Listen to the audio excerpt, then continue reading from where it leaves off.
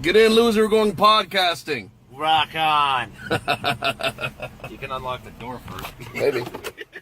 Warning. Pregnant women, the elderly, and children under 16 should avoid prolonged exposure to Dirt Diggler. Dirt Diggler may suddenly accelerate to dangerous speeds. Dirt Diggler has high gluten content and is not kosher, halal, or vegan safe. Do not ingest Dirt Diggler, as Dirt Diggler is for external use only. Discontinue listening to Dirt Diggler if any of the following occurs: itching, vertigo, dizziness, discoloration of urine, tingling in extremities, loss of balance or coordination, slurred speech, temporary blindness, profuse sweating, heart palpitations, increased use of profanity. If listening to Dirt Diggler gives you an erection lasting longer than 4 hours, you're welcome. Listening to Dirt Diggler may lead to unplanned pregnancies. If Dirt Diggler begins to smoke, get away immediately. Seek shelter and cover head. Dirt Diggler may stick to certain types of skin. When not in use, Dirt Diggler should be returned to a special container and kept under refrigeration. The ingredients of Dirt Diggler include, but are not limited to, a glowing substance which fell to the earth, presumably from outer space, and bad memories. Do not taunt Dirt Diggler. Dirt Diggler does not come with a lifetime guarantee. Dirt Diggler. Enjoy the show. Extra heat.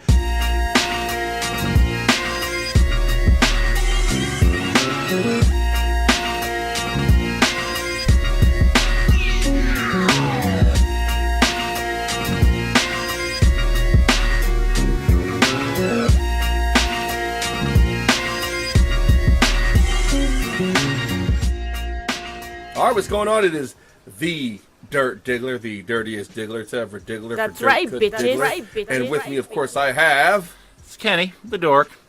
of course, Unapologetically New England. unapologetically. And on the line, I have the awesome, Gianni, the KC chick with LA branches. yeah, right. And welcome to Dirt Diggler's Shitty Sports Show. Yeah. So we have a good show lined up for you. Some good topics.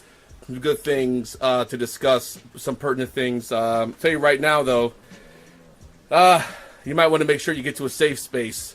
Today's show is going to get a little rambunctious, but it's a long time salty. coming. A little salty today. So, a long time coming though. So let's discuss the schedule real quick. All right. So we're going to talk about Week 2 NBA action for our respective teams: the Lakers, Celtics, and Sixers. We're going to and the Clippers, because Gianni is you can be a fan of two teams. We're talking about. Well, no. Wait, hold on. I didn't say I was a Clipper fan. I said that okay. They looked interesting. They look interesting. I am Okay. a Laker fan. So is it like when you're at the restaurant or whatever, and you look at you normally get the burrito, but the tacos look kind of good. You're like, maybe I'll get the taco. You know what? I'm gonna go with what I know with the burrito. Is that how it is? Yeah. Yeah, kind of. Yeah. Okay, I can relate because I like burritos and tacos. But if I like had to choose, I'd go with the burrito. Right. I'm just saying that's the standard. That's the old. I standby. just, I thought it was interesting. Oh, I cool. was interested to see what was going to happen without Chris Paul. Yeah. So, now that question is sort of being answered. So I find it interesting. Disappoint. Well, what happens is they don't have an injured point guard on their roster. That's what happens. Oh. But Exactly. let's move on with this schedule here. We're going to talk about what is a very entertaining World Series. Wow. The best fro round 3. We're talking about the who's going into the finals, who won, and shouldn't be a surprise, but we're going to talk about it anyway. Now, remember, listeners, after this week's voting, our next one is best sports mullets. Right? We're going to do mullets. We're going to do silky Beards. smooth beards, mustaches, and hair tragedies. A tournament for everything, and then maybe we'll take the winners and do a little short tournament of most noteworthy hair, bad or good. Best sports look. Best sports look. We'll figure it out, right? Yeah. It's a work in progress. Right. We're having a good time. You're having a good time. Everybody's having a good time. Party with hams. All right, so we're going to talk about how Bob McNair stepped on his dick this week. We're going to talk about how Kaepernick was formally invited to the NFL meeting. If you remember, we said that he didn't attend the last meeting between the players and owners. Some of the owners, not all of the owners. About 10 owners showed up or didn't show up. There was, and other owners, Jerry Jones isn't going to be there. Bob McNair is not going to be there. But Kaepernick didn't come. Now, he was invited by players, but the owners didn't. NFL never actually invited him. So he's been invited this time. We're going to talk about that a little bit. And we're going to talk about the quarterback class of 2016 versus the legends we have on deck now. So you have Goff, Wentz, and Prescott versus the established club elite quarterbacks. We're going to talk about Marshawn Lynch practicing with high school kids and how awesome that is. Yeah. Our Week 7 recaps and reactions, and our Week 8 uneducated predictions, the shitty beer of the week, and the super shitty, undefensible hot take of the week. And there's some shit in here that is just fucking impossible. So, I mean, you really can't defend that. I'm all for that. So let's get right into it, right? So we're going to start off with Week 2 NBA Lakers. The LeVar Ball ripple effect. Gianni, talk to me about that. Well, I mean, LeVar I think he just needs to hush up. I think he needs to sort of let his kid just play. Because right now, I think Lonzo? the baby ball. Oh, I'll call him the baby ball. LiAngelo is the baby ball. Yeah, and LaMelo's the middle one. So right, but the baby Laker ball, he's sort of getting the brunt of what his dad. It's like he can't even talk shit because his dad won't shut up. Yeah, but it's like so. John Wall, and the Wizards came to LA, and John Wall was like sort of talking all this shit, and the Wizards ended up losing that game, but which is hilarious in and of itself. But Lonzo still got his ass whooped. He's getting his ass whooped by Patrick Beverley and John Wall, like all the vets, because it's like everybody is trying to prove their point to a dude that's not even on the floor. So, right. I mean, the Lakers, sort of a mixed bag. I mean, it's like a real young team. They don't really have any vets except for like Brook Lopez, if you can sort of call him a vet. And he's a vet, but he's not like a noteworthy vet. He's not always been a role player. No, not at all. Neither is Luol Deng. Brook, go out there and get 5 rebounds. Luol Deng is solid, though. He's solid, but I mean, it's like, when I think of a vet, I think of, players who have gone far into the playoffs who sort of, know what it's like to win. Like, Luol Deng hasn't really been on a winning team, neither has Brook Lopez. So, it's sort of a mixed bag with this team to just sort of figure out, where their points are going to come from, which right now it looks like they're sort of coming from Jordan Clarkson and a little bit from Brandon Ingram. So it's going to be interesting to see how this works out. But we're only 5 games in. I think they look solid, and we'll see. But I want like Ryan Shaw or Luke Walton to just like go back and like tape up LeVar Ball's mouth. Well, all right. So just shut up for a second, dude. Having a child who played sports, D1.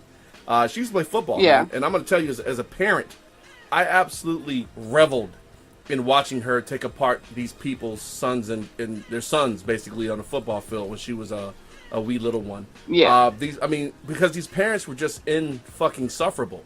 And because they're insufferable, yeah. I mean, you can't really run across. I mean, you could run across the field to punch them in the face, but it's much better to watch your kid just whoop their kids' asses in front of everybody else. And I took pride in that, and D1 whipping their asses and watching the parents unravel on the sideline as a result, because they all figure, their son's the star. When, dude, your son's got the got the athletic ability of a fucking traffic cone, your son's not doing shit. Like, when you get home, tell him to ice up, son. Yeah. Either way. So I understand how the vets will want to go after Mr. Ball. I understand how they want to go after Lonzo.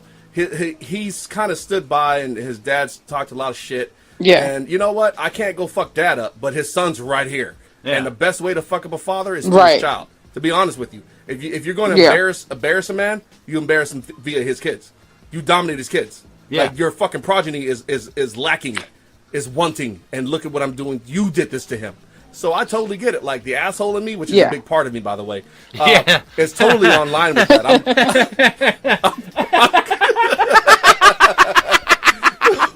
I'm good. I'm good with them going after him. Now, hey, this could actually work to his benefit, right? If Lonzo can survive, it could. Grow, it could in the long run. He could become one of those unflappable vets a few years down the line. Yeah. If he doesn't mentally collapse. Well, I mean, this is going to be the most intense rookie hazing in history. It's pretty much. Oh yeah, this is a haze. He's going to get hazed. He's lucky Kobe's gone. Oh God, he's lucky Kobe's gone. He's lucky Kobe hung it up. That would be something. He's lucky Iverson's gone. Dog.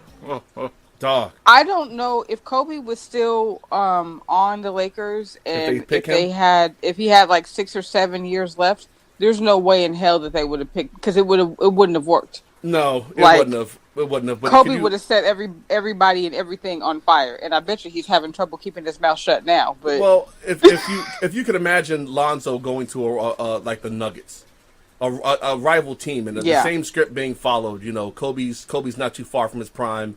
You got the ball talking shit, and now you got to play against this guy several times throughout the year. I can imagine Kobe going out of his way to fucking kill this kid's soul. Yeah, that's just what he did. Kobe killed souls.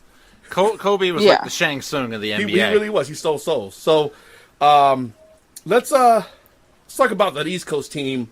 That's a wee bit north. Let's go to Kenny with the Celtics. Yeah, Kenny. All right. Look, sir, I understand your team's gone through some things. There was some limbs. Few things. Yeah, right. The Celtics are doing the best they can. They prepared for a season with Gordon Hayward as one of their primary cogs in their offense. Yeah. And the game plan got thrown into a tizzy about 5 minutes into the season. Yeah. And then after that, like doom and gloom set in. They lost to the Cavs that night. Yeah. Then they went out and lost to the Bucks. Oh, well, the Greek Freak. Giannis was all over the place. He's a monster. They rebounded with 3 consecutive wins, one over your Sixers. Yes. And then another one over the same Greek Freak last night. So do you see the Greek Freak being traded to the Celtics or Lakers instead of Anthony Davis? No. No, see, Anthony Davis is an immensely tradable commodity, and the Celtics need a big man. I thought he was an honorary Avenger. Unibrow, yeah. The unibrow. Yeah, but the Celtics are going to acquire him at some point this year, right? Okay, but 7 days ago, people like me, people in sports media in Boston, were declaring the season over. The Celtics were dead, and now they're looking pretty good. Speaking of Boston sports media. Who's that asshat you have whose name starts with a G? Jerry Callahan? No, his last name. Either way, one of those Boston pukes, you've said his name on the show before, had the gall to say Gottlieb or something like that. Anyway, Gottlieb, I want to say, he's a sports announcer. He had the gall to say, now I'm going to say he's a Boston guy. Oh, Mike Gorman? Something like that. Look. Celtics play-by-play? Football guy. No? Anyway, but look. Apparently, I'm fucking wrong here as far as who we're talking about. But this asshole, and we're going to cover this a little bit later on, too. It's been more in depth. But he went out and said basically that the Bob McNair shit that we're going to cover, that the players were just too dumb to understand what he was trying to say. Literally. I'll fucking find it after the show. Boston media's got a special way. Boston media is ridiculous. But you know what? It feeds into the reputation. It is what it is, man. Yeah, anyway, but back to what got us on this topic of Boston, the Celtics. Right. So, they lost their prize free agent signing, and he's got a long road of recovery ahead of it. He's had successful surgery. They were able to set the injury on the court. And I wonder how often LeVar Ball thinks about taking the clipboard from Luke Walton to draw up plays for his son. I wonder if Kobe is thinking about subbing in one final time when they retire his jersey in December. I wonder how many of the NFL players are actually thinking about a prison uprising. I wonder how Cap celebrates every time a QB goes down. I wonder if LeVar Ball looks in the mirror before he leaves the house and thinks, I'm good enough, I'm smart enough, and doggone it, people like me. Yeah, their championship aspirations are done. They are really going to be a good team in the East. Hey, Gianni, are you still there? Yeah, really. Kind of tuned out there. I lost you for a second. Are you still there? I'm sorry. What were we talking about? So we were just covering Kyrie. I understand. I mean, we lost you for a a little bit there. We're talking about the Celtics. I know that talking about bores the Celtics. you. I tuned them out. I don't even know. I get it. What is that? So let's just transition into the Sixers. Let's get into the Sixers, right? So the Sixers won their first game. They won a game. Marquez Fultz. Congratulations. Thank you. They shut him down because he had a shoulder injury, and it's looking pretty ugly. He changed his shooting motion, free throw motion, everything, and it's fucking not working. The kid was trying to play through the pain. It's just it's one of those things where your left leg hurts, so you compensate. Now your right leg's all fucked up.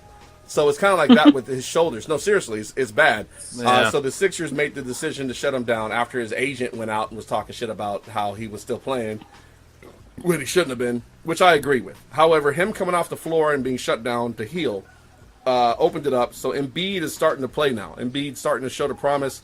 And let me tell you, this guy put another player in the fucking spin cycle, and it was gorgeous. Yeah. I'm starting to see why there's such a big deal was made about Joel Embiid. This kid is legit. He's got some good footwork. I mean, I'm not going to sit here and speak hyperbolically about him like, oh, he's going to be the best thing ever, but there's some serious potential in this kid. Yeah. If he can develop his game. Like, think about Blake Griffin in his second year. You know, everybody was like, once the game slows down and, you know, he'll be the man. That's where we are with Embiid. He's got a lot of different tools he uses, and I'm excited. Now, like I said, the Sixers aren't going to do much this year except grow. But you give get this to young 30 team, wins. Yeah, I mean, Simmons is playing lights out. You give this young team a couple years, and they're going to be pushing in the weak East. Especially if LeBron goes to the West, they have a shot at making a mid-tier seed in the playoffs. Yeah, I mean, and quite frankly, that's all I ever really wanted. I got so sick of watching Philly tank, and I just, you know, getting back to mediocrity be acceptable. It was the process. It kind of was worked. Tanking. Actually, so Embiid's calling himself the process. Like, no shit. Like, but if you think about it, though. So if you trust the process. Seriously, it's saying you're trusting Embiid because out of all of that tanking, he's the best player that the process yielded. Period. And he's right. Yeah. He's right to say that. So I think it's interesting. Like I said before, I like Embiid's social media presence, and he's an entertaining guy. Yeah. But hey, I'm wishing him health mostly, so that I can watch him play for years, because this kid looks like he's going to be something that you want to watch for a long time. Huh? Yep. I'm glad you guys have that going for you. Yeah. I really am. I am glad too, because I'm sick of the tanking as well. The tanking was kind of one of those. I miss the Celtics-Sixers rivalry. Like, we actually trust the process at non-Sixers events in Philly. Oh God. Like, that's like Red Sox fans chanting "Yankees suck" at a concert dinner. Right. Or saying "Cowboys sucks" while you're playing. Shit. Who did we play the week before last? The Browns? I don't know. Doesn't matter. But they were chanting. It was the Chargers game. Oh. They were in LA chanting "Cowboys sucks." Chargers fans were like, "What the fuck? The Cowboys aren't even playing." But yeah, so that's Philly. But so hey, look, we have a World Series to talk about. Wow. And it is. Let me tell you, it is the best. Bonkers. It is the best World Series. People say this World Series is the best World Series there ever was. It has it's tremendous. It's tremendous. Huge. It's huge. It's got the best words. It's got the best runs. It's got the best pitching. This World Series is the best. Kenny's going to talk about this World Series. I mean, come on. Seriously, Kenny, talk about this World Series. I will. Thank you, sir. Game one was one of the most dominant postseason outings you could ever ask for. Clayton Kershaw came out and basically erased the whole he can't win in October thing with just one of those studly performances, you know, and then they turned it over to the bullpen. Everything went fine. Rinse, lather, repeat. Dodgers win 3-1. Good game. It was looking like that was going to be the same thing in game two. Seventh inning, turned the bullpen over with a lead, 3-1. See, the curious thing was Dave Roberts, the Dodgers manager and owner of the most important stolen base in Red Sox postseason history. Love you, Dave. We love you in New England. But anyway, he took Rich Hill out of the game after 4 innings. He brought in Kenta Maeda, and he went to the bullpen, some people say too early. Okay. And then they bring in Kenley Jansen, their dominant closer, for a 2-inning save, and he blows it. Like, he doesn't do that. Like, he blew a 2-run lead in the 9th inning. He got through the 8th, no problem. But he blows the 9th. And then, not only that, there were 5 home runs hit in extra innings alone in that game. That's not typical. It was 3-3. Not at all. And the game wound up being 7-6 Wow. in 11. Wow, that is an amazing game. Yeah, it was so back and forth. Like, the Dodgers got behind 5-3 in the 10th and came back to tie it. The Astros went ahead. Dodgers tie it again, and then it was just nuts. It was a great series so far. Yeah, and then last night, the series shifted to Houston, and not only that, you know, like the Astros really feed off the home crowd. I have never seen a team embrace its home crowd quite as much as I've seen the Houston Astros. I think you're going to see Houston teams do a bit more winning this year than what you typically see because of because of what happened with the hurricane. Yeah. Yeah. Well, not only they're that, inspired. but this team in particular, the Houston Astros, I mean, think about it. 5 years ago, they were the laughing stocks of baseball. Hey, look, a lot can change, man. Like from 2011 to 2013, they averaged 107 losses out of 162. You can get one player walk through your door to change the fortunes of your entire franchise in any sport. Well, they built a team the right way from the ground up. It takes a while, but you can do it. And they built it around Jose Altuve, who is just, God bless him for sticking around and seeing it through. And he's just the most insanely talented 5'5" man I've ever seen. He's a tiny little man, yes. Oh, shit. But it's just the dynamic of the series has shifted to Houston has not lost at home in the postseason. They still got 2 more games at home. This series may not go back to LA. Interesting. But I still stand by my prediction of Dodgers in 7. Could go. Okay. All right. Hey, so shit, man. The series looks. It's going to be wildly entertaining. Looks good. It's always. I'm almost a baseball fan now. I'm coming You're welcome. around. Right, almost a baseball. I brought fan. you into it. I brought you guys into it. Kenny makes it sound really exciting. And it's a compelling storyline. Yeah, it's compelling, right? It is. All right, so speaking of compelling, oh shit, the Best Road Tournament has entered its finals.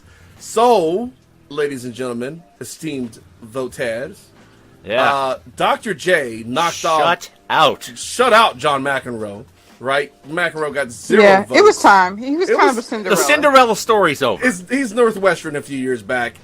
Hey, look, you had a great run. You made it farther than anybody expected. It's time for you to go. But it's time for the real big dogs to get in here. And Dr. J takes his fucking doors off, as expected. It's #1 seed, man. He's a Kentucky of Afros. Right. Like, I get it. All right, but so the #2 Kansas of number Afros. 2, Randy Moss gets upset by Colin Kaepernick. The Michigan Fab 5 of Afros. So, yeah, he's definitely a Fab 5 of Afros. So now the matchup goes with one regal basketball Afro against another majestic football Afro. Upstart. Upstart. So Kaepernick, the 6th seed, versus Dr. J, the #1 seed. Ladies and gentlemen, the final link for the votes for this particular tournament will be in the description of the show. All right, if you're on YouTube, go ahead and click the little arrow, drops down the description. You'll see the link in there. If you're on SoundCloud, Mixcloud, same thing, fucking applies. Go ahead and vote. We haven't had as many voters as we'd like, but let me tell you, we do appreciate the feedback we get from y'all. So vote in this. This is the last one for the Afros. Next thing's gonna be mullets. Maybe some of y'all are in the mullets. Either way, if you're in the mullets, next week is for you. There you go. 16 fucking mullets to vote on. So outstanding, right? Outstanding. So talking about Kaepernick and Afros and chicanery. Speaking of, Bob McNair totally stepped on his dick. Damn right he did. He got a running start and jumped square on his dick. Now, some of you are like, who the fuck's Bob McNair? All right, Bob McNair is the owner of the Houston Texans. And an asshole. All right? Yeah. He's an asshole. Like many owners, he's a racist asshole. A racist. Well, like many owners, he's a racist asshole. Like, that's how they work. I think he's just an asshole. I think this is just kind of a... Well, see, all right, so let me break this down. Racism isn't necessarily sitting, with a swastika on your arm and yelling things, obscenities at Jewish people and black folks and Hispanics. That's not necessarily what racism is. Racism is a subtle comment that you make to a coworker. It's the assumption that about a people. It's an assumption. It's that's what it is. So. Yeah, I mean, I'm not diminishing from the fact that what Bob McNair said was fucked up. Right. But you don't have to be out there, reading Mein Kampf to be a racist. There's much more subtle, insidious ways that racism plays out in the country. And maybe we'll do a show one day where we don't actually talk about sports. It'll be Dirk Diggler's shitty social fucking show or some shit. And we talk about those kind of social ills. But McNair expressed the kind of casual racism that you tend to do when you are old and rich and insulated from the fucking world and don't watch anything other than one news station. Yeah. And he made the statement of, we can't have the inmates running the prison. And so taking in the context of what's going on and everything else and incarceration rates, folks were a bit sensitive to it.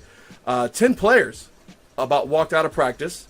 One actually did. The coach intervened But DeAndre Hopkins, who's a big fucking deal, continued to go home and take what's called. Was like, I'm out. He's out. Yeah. So now this has to go. This is a team that's in playoff contention. They have a young quarterback who's absolutely fucking killing it. A young stud wide receiver who is now all about not being there. Yep, and they got DeAndre Hopkins, who's still young, and he's their guy at wide receiver, and he's not there right now.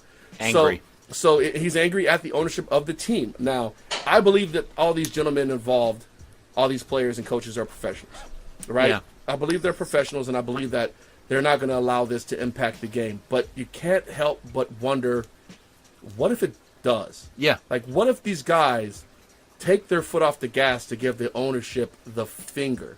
Then that's one thing I worry about, especially with this week's game going into Seattle. Seattle's a tough place to play, and I believe the Texans are equipped to win there. Yeah, but I'm not sure they can if they really don't want to. So Gianni, how are you seeing this? I mean, I don't see them tanking, but I don't know if they're going to play as hard as they could. Where are you with this?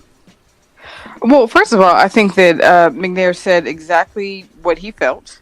Right. I'm with Richard Sherman. I think I think he said exactly what he felt, and I think that is the overwhelming ideology of the owners in the NFL, and they're called owners for a reason. And so, you have that where there is this gap between, the livestock, quote unquote, that they own and, themselves. So. I don't know. Like if I'm a player, I think I would find it really, really hard to go out there and give everything I have, especially with football being such a dangerous game, and give everything I have for somebody who clearly has no respect for me. And the thing that these dudes are not thinking about is like these are overwhelmingly black men. So if they get, pulled over on the street or, in their cars or whatever, the average cop may not know that they're famous black people, just like, Michael Bennett. And they're still dealing with the same social ills that any other black person is having to deal with. So, the protests are not like this big FU to the NFL. It's like, can I live? McNair is clearly clueless to that, as are most of the owners, and that's just it's going to be interesting to see how these guys respond, because I think that the truth of what we've all known is coming out. So yeah, I'm really into, like, they wouldn't know. These very few of the owners actually made their fortunes. Most of them were born into wealth. Exactly. Obscene wealth. Now, while some of them were able to increase that wealth to even more obscene levels, very few came from, what we should say, nothing. Very few came from middle class or lower houses. They were born into wealth. They had nannies and servants and all the other shit. Now, they're not going to. Their life puts them at odds with the lives of a lot of their players. It really does. Right. So they lack the emotional intelligence to even understand, or even the social savvy. Yeah, they lack. They haven't had to. When you're that fucking rich, folks just bend for you because they're Yeah, and I don't even think that Bob McNair even realized what he was saying. What I feel like he was trying to say, and shoot me down if you want, was that we can't have the employees running the company. No, and I understand what he was trying to say. I get it. But I understand he how he said it. Absolute worst possible analogy. I understand that how he said it was exactly how he felt, though. Mm-hmm. Like, the analogy, he could have used those words right there. I mean, he didn't have to go with the inmates in prison analogy. Yeah, no. I understand the inmates running the asylum. That's still unacceptable. Like, these aren't crazy people. These are fucking college-educated men. Yeah. I mean, goddamn, dude. They're humans. How about that? Beings. How about they're humans? Yeah, I mean, I don't know that it's... I think it's more of a social disconnect. It's a huge disconnect. Like I said, when you grow up like that, you're insulated. You don't have the exposure to understand. Like someone like Puffy, who I'm hoping gets into the NFL. Someone like Jay-Z, who I'm hoping, those guys didn't come from, especially Jay-Z. They came from nothing. Nothing. So if they were to own a team, they actually have a link to their players that no other owner could possibly have. These are, they know what it's like to starve. Yeah. You know, I look at Jerry Jones. I don't think that motherfucker starved a day in his life. Even though he's one of the few owners who made his fortune, he wasn't born into poverty and then did it. He was okay.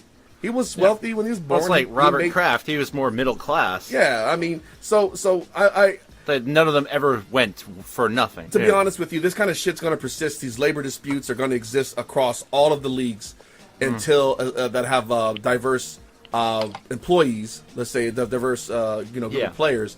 As the ownership has some point has got to reflect that. I mean, it just has to. Shad Khan is a billionaire. He's always been a billionaire. He's Pakistani. He's American. America's totally alien to him. You know, he's more in tune with what's going on in Britain than he is what's going on here. Right. So don't expect social commentary from that asshole. So it'd be nice to see, some of these self-made billionaires that came from About nothing. the only one that we could even really realistically expect anything like that from is Paul Allen from the Blazers. Yeah, Paul Allen. I mean, there's been a few, but basketball has got a whole different culture. Like Mark Cuban is a self-made billionaire. He made his bones during the .com, which is why he's probably one of the best. Yeah, which is why he's such an awesome owner. Yeah. He's passionate. Yeah, he's one of, I'd say it, but he comes from where we come from to a point. Yeah, you know, so we could sit down with Mark Cuban and probably have a nice conversation. I mean, and he's a bit of a dick, but like he's a dick about his team. Yeah, he wants his team to do. He talks shit in favor of his team. But his players are taken care of. He takes care of his players. He likes his players. He likes his players. He takes care of everybody. Yeah, Bob McNair totally fucked it all up. Yeah, no, he's stepped on here's Go ahead. I'm sorry. No, Gianni, you got the floor. What I was going to say is just that the product, you know, there's this big argument about why the ratings are down 32 or 33% or however much it is. But you know, we all agree that it's definitely the protest, but it's also the product. And the product is going to continue to suffer because these guys, a lot of them are not inspired. Like, how can you be inspired, you know, when your owners treat you like shit? So the product is going to continue to suffer, and people are going to stop watching. And so eventually, they're going to have to get some new blood in here in order for the product to improve. Yeah. So it's going to affect their bottom line, which we know is all they care about. And, I mean, you buy a football team because you want to make money.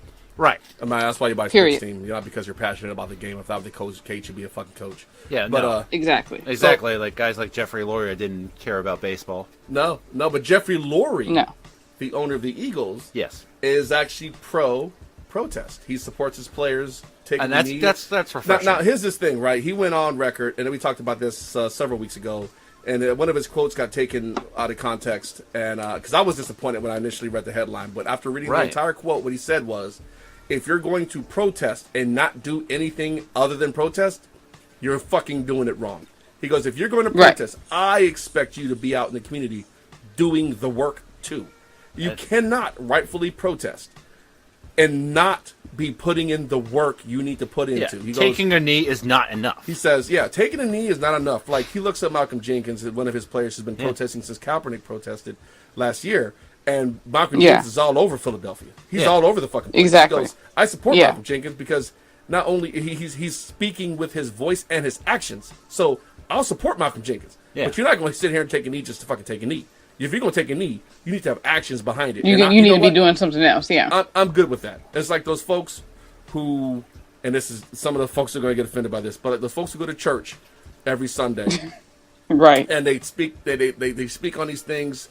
But when it comes down to it, there's no work behind what they're saying. And so when you I'm not the most religious guy, but I respect you if you are doing as your religion says and you're doing the work to help people out. I was like Tebow. I respect Tebow wants to go do missionary work. Cool. Yeah. You know what I'm saying? And I'm glad your religion inspires you to help other people. Like, I'm really glad for you. It doesn't make you a good player, but I respect that aspect of who you are. So basically, if you're about that life, be about that life. Be about that life. Be about exactly. That life. So then I'll respect. But if you ain't, shut up. But if you ain't, shut the fuck up. Have a seat and shut your goddamn mouth. Right. Boom. Boom. So Kaepernick. Have several seats. Have several of them. Take them home, share them with your family and friends. They probably need to have a seat too. But Kaepernick was formally invited to the NFL owners meeting, players owners meeting, to discuss the social justice aspect of the protest, which is really what it's all about. Now, I spoke about this a little earlier in the show. He didn't attend the first one, and everybody made it out to be a bad look. And initially, it looked bad. But when he spoke and said, "I was never really invited, like by the NFL, so the owners could ask me, the players could ask me to come, and that's great, but I was never actually invited by the NFL." Right. So okay, cool. NFL invited him. They said, "Cap, look, we'd like to have you at this meeting to talk about these things." And Cap said, "Okay, cool." Now we don't know if he's going to actually be there. Right. But we do know that he was actually officially, formally invited by the NFL, which makes it a good chance for him to be there. Now, does this change his collusion case? Nope. Not unless he walks out of that motherfucker with a contract, which I doubt. But he's going to be there. There are teams still looking. Several teams need his services, and they won't do it. But there's shitty QBs getting starts everywhere. I think this is. I'm curious to see where this Brett goes. Hundley. I'm curious to see where this goes. I really am. Like, so I do too. He goes to the meetings. We know that didn't shit happen in that last meeting, so this is more of a facade than anything else, in my opinion, unless something comes out of it. All right. So I'm just curious. So now here comes the actual conversation about something football related that is not to do with social activism. Right. Goff versus Wentz versus Prescott versus the established club elite quarterbacks. Now, allow me to quantify established club elite quarterback. Tom Brady, Aaron Rodgers, Drew Brees. Those are elite quarterbacks. Who else do we have that's elite? Let's think. Eli's got kicked out. Yeah. Eli's never made it. Roethlisberger, you can say he's elite. Rivers. Right? Rivers puts up elite numbers, doesn't really win because Chargers. Chargers, yeah. Russell Wilson. Borderline. He'll win games. He's got no offensive line for 3 years. And he's got a Super Bowl. And he's got a Super Bowl. I understand that, but so he could have 2 if he just hand the ball off. But they didn't want Marshawn to be MVP. That wasn't on him, though. That was not on him. But you know what? Hey, Malcolm Butler, we love you. Either way, there are several quarterbacks that are established as being in the elite club. Right. Several of them are perennial All-Pros, perennial Super Bowl contenders. Joe Flacco, however, Joe Flacco's not elite. Not so much. However, we have this quarterback class of 2016. Last year's class, you had the number 1 and 2 overall pick, and then you had a 4th rounder and Dak Prescott. Now, this year, between this year and last year, there's been some very interesting developments, right? The playing field's kind of level between the three. All right, so Goff gets drafted by the Rams, who are coached by Fisher, and we all know Fisher sucks when it comes to quarterbacks, and Goff performs terribly. One of the worst, if not the worst, quarterback in the NFL. Right. Wentz is brought into Philly as part of rebuild. Does well. The Cleveland Browns, fucking Cleveland Browns, trade away the pick to the Eagles. Dumbasses. Who had to trade up twice to get there, right? With the Browns trade being the second trade. Made the statement that they did not believe Wentz was a top 20 quarterback, which, okay, if that's how you feel. Was dumb. If that's how you feel, fucker. You also once thought that Johnny Manziel was worth a first-round pick, so your opinion. And then you have Dak Prescott get pulled in the 4th round. Now remember, this is the same draft that I want to say that yielded Paxton Lynch, right? And I thought the Cowboys were going to make a play on Lynch. However, they waited until the 4th round and they got Prescott, right? In which we would never have seen Prescott if Romo didn't break himself for the final time. Yeah. So we get to see Prescott. Prescott falls into a great system with all stars. You have Des Bryant on the outside, Jason Witten. You have Cole Beasley. You have, at the time, the best offensive line. Not only that, they drafted Ezekiel Elliott. Ezekiel Elliott taking the pressure off, having the year of all years for a rookie running back. And Prescott makes it happen. He's able to buy time with his legs. He's able to do a lot of things. And I made the statement then, this guy's a high-end game manager. He's fallen into a great system. So you have Goff, who looks like shit. You have Prescott, who looks great during his rookie year. And then you have Wentz in Philly, who's got no receivers on the outside. He's got a suspended all-pro right tackle that's out for 10 games. And he gets the shit kicked out of him. Now, he starts off hot, and then he looks like a rookie. Yeah. All right? Well, I mean, he looked hot at the beginning because he played against the Bears and Browns. And then he beat the living shit out of the Steelers, who were supposed to be contenders. Yes. So. And then he petered out from there. Well, that's when Lane Johnson's suspension kicked in. Yeah. And he started. That's when Kerrigan ate his goddamn lunch money. Yeah. So, all right, cool. So now we fast forward to year 2. Tearing it up this year. We fast forward to year 2, right? Goff got McVay in L.A. Whoa. And he is fucking running up the scoreboard for the most part. He looks like a number 1 overall pick. Wentz is in absolute, total control of the offense in Philadelphia. I will say this about Goff. It does not hurt his cause, the improvement, that they acquired Sammy Watkins from Buffalo. No, it doesn't. True. But Cup and I mean Gurley, he's making it. It's not just having Sammy Watkins. He's still got to put the ball. No, on. but it's helped him out. It's helped him out. Of course it does. It's helped him out having a true number one. It does. It helps him out. But his play is just much better. Yes, much better. He's in a Night much and day. much better system. Night and day. He looks like a number one. He looks comfortable.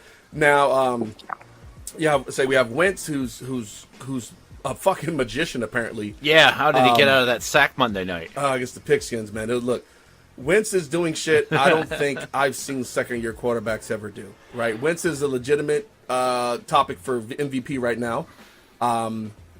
Since Aaron Rodgers goes down, he's in the conversation now. He's in there, along with Alex Smith and of course Tom Brady. Tom Brady, yeah, he's in the league MVP conversation. So, and then you have Prescott, whose skill position players have kind of regressed due to age, injury, things like that. Suspension to Elliott. So I'm still looking at him as a game manager. So I mean, they're 3-3. They're 3-3. So how do these young guys compare against the Brees, the Rodgers, the Brady, the Roethlisbergers, the Rivers of the NFL, the established old guard? These three young players. I'm not counting Watson yet because Watson needs one more year. But these three young players, how are you seeing these guys compare? Would you out of those three guys, who do you see becoming a no shit true elite quarterback? Like it could be all three, it could be none of them. Who do you see becoming a no shit elite quarterback? Kenny, I'm gonna let you go first. I'm gonna go with Goff. Think Goff, right off the bat, I have been impressed with what Goff has shown me this year, and I know I was down on Goff. He was bad last year. Yeah, we were clowning him out the door. He was terrible. And Sean McVay has been the perfect answer for him. He really has. Yeah, like Sean McVay has dude, I see talent in this guy. I can get it out of him. He was good. And he did. And I've been impressed what I've seen with him. Like, holy cow, the Rams are good. I mean, are they good? I'm going to say they're good. I'm asking for a friend here. Asking for a friend. So yeah, you don't see Prescott or Wentz possibly becoming... No, but I see right behind him Wentz. Yeah? Wentzylvania is a thing. Okay. He's really good. I see him, being on that elite level as we go forward over the years. Prescott, take away Witten, take away Bryant. If he's still as good in a couple years, if we're still talking about Dak along with Goff and Wentz, then I'll put him up there. But until then, I just need to see him without those weapons, because Wentz is doing it with what? Alshon Jeffrey?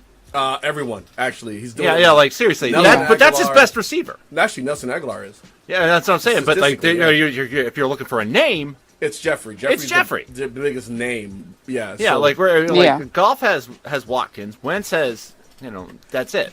All right, so let's discuss what qualifies an elite quarterback before I make my calls here. Changing plays at the line of scrimmage, right? I mean, totally changing the play, the absolute command at the line of scrimmage, pre-snap work. Yeah. All right. Hard counts. Yep. Accuracy, toughness, being able to stand in the pocket, mobility, all these things. Tenacity, third down conversion rate, right? Keeping your offense on the field, wearing out that. Yeah, that's a nice third down you forced. Let's be ashamed if somebody converted it. So when I look at these things and being able to win in being resilient. Yes. Right. So when I look at these three quarterbacks, when I look at Goff and Wentz and Prescott, of course I'm going to say I see Wentz becoming elite. Wentz is from a cold place. I think they played a dome though, but he's from a cold place. Yeah. He hunts. He's used to being uncomfortable. He's a good old country boy. He's a big motherfucker. Yes, he is. He's fast. And you might be a little bit biased, just slightly biased, maybe. Hold on. Now, as we go forward, you'll see that it's not as biased as you think. He's a corn-fed motherfucker. He's a big guy. Now, comparing him to Roethlisberger, Rodgers, Brady, or Favre is unfair. Out of that group, I would compare him to Roethlisberger the most, just on the makeup. I would say if Roethlisberger could run. Yes. Because Wentz is in I'm just talking about overall build. His overall build is nearly identical to his height and weight are nearly identical to Roethlisberger's, right? Yeah. So I'm going to say that because of his command and pre-snap work and his ability to improvise when shit breaks down, I'm going to say that Wentz is probably going to be no shit elite. Yeah. Understood to be elite over the next 3 years. Like he's just going to be one of those quarterbacks that you count on that can win you games by himself. Yeah. All right. Now Prescott, I'm going to push that a little further to the right for Prescott. I believe Prescott has the talent to become an elite quarterback, but because he fell into such a great team off the top, I'm going to see more. I'm going to see like last year, his season was phenomenal because of the talent he had around Elliott him. and he had Bryant and he had Witten and he had Beasley, and these guys were putting up phenomenal numbers. I mean, shit, they were able to control the ball, control the clock. They didn't have to ask him to do too much. He just had to manage the game. Manager. But when he had to break the pocket and make folks pay, he's a hard fucker to bring down. His legs are huge. Yeah. So I'll give him a few years, and then I'll say that over a few years he can show me that he's worthy of the elite label. He definitely has the talent. He could definitely do it. What are you, Missouri now? Hold on. The Show Me State? Hold on, Gianni. Yes, but here's the thing, though. He fell into a good system with some talented players, but I think the X factor here is all of the distractions around Jerry Jones, around just the energy of the team, and he's like a second-year player, and he's having to deal with all of this. So I think that it's going to be interesting to see in the next couple of years how all that comes out. We know Jerry Jones is never going to shut the fuck up, which I really wish he would. But only death will stop that. Yeah. So part of being elite, though, Gianni, is being able to persevere through the adversity of the distractions, right? True. Think of all the distractions that surround Tom Brady for the last 10 years. Yeah. Since the Spygate thing, all the distractions that surround the Tom Brady. He's only gotten better. I mean, he perseveres. That's Aaron Rodgers in Green Bay winning in spite of McCarthy. Or winning in spite of having to sit behind Brett Favre for the first 3 years of his career. Roethlisberger with the fact that he can't finish a season without being moderately crippled. Like, like these are mentally or tough without guys. a rape case. Right. These.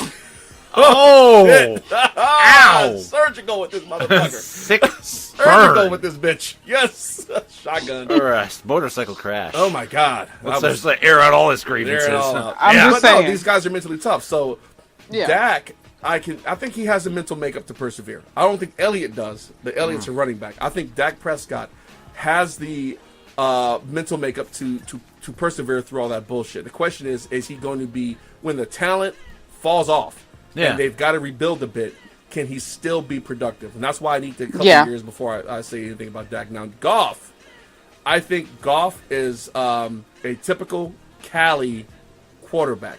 I think in fair weather games, he is going to be almost unstoppable. But he's like Peyton Manning in a dome. Yeah, I need to see him go to New York in a fucking snowstorm and win a game against a good defense. I need to see some cold weather performances. I need to see him go to Kansas City during an ice storm and win a game. Yeah. Like, to me, Goff is your typical Pac-12 quarterback. He's going to look great until the weather goes to shit. He's not used to being uncomfortable. I think Goff has all the skill sets, but I don't know if he has the mental makeup to play through the adversity. So I'm not. Is he too pretty? Yeah, maybe he's too pretty. He looks pretty. like Ryan Gosling. Honestly, of the three quarterbacks, I think Wentz and Prescott have the most potential to become elite under all circumstances. I think Goff will be more like Phillip Rivers, where he needs that good weather. Okay. I'm going to give him. He's going to need that good weather to put up those numbers. He's going to need the good weather. I don't see him getting punched in the mouth and recovering like I do those other two guys. I don't see him being tough enough. So that's where I'm at with Goff. And I want Goff to do well.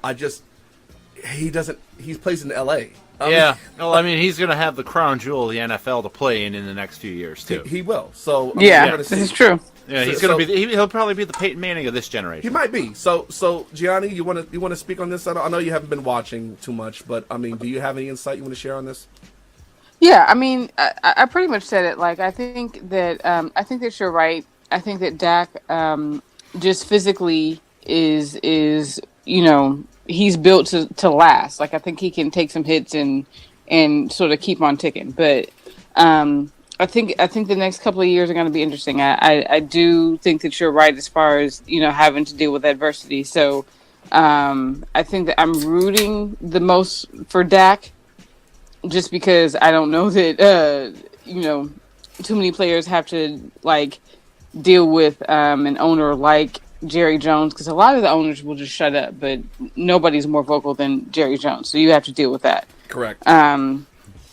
So I think it's going to be interesting. But I like, from the few clips I've seen, I like what Carson Wentz is showing everybody. So I think he's going to be fun to watch.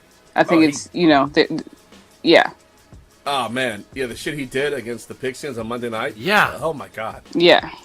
So yeah, we'll talk about that during the recap. We're talking about that during the recap of the games. But so I just wanted to have that conversation because there's been a lot of conversation already about elite-ness.